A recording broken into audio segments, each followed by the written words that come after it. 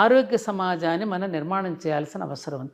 ఈ పరిస్థితుల్లో కనుక మనం ఇలాగే కొట్టుకుంటుంటే మాకు ఏది దారి అని యువత పెడదారి తప్పుతున్నారు. మీరు ఇక్కడ చూడండి, సాయంకాలం రండి, ఇక్కడ కమలాపురి కాలనీకి కొన్ని వేల బైకులు ఉంటాయి. ఎవరు ఆ వయసు 15-14 సంవత్సరాల పిల్లలు సిగరెట్లు.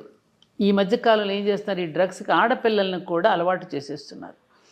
ఆ అలవాటు చేసేసి వాళ్ళని కూడా ఒక మత్తులో పడేస్తే వీళ్ళకి అది తెలియడంలా.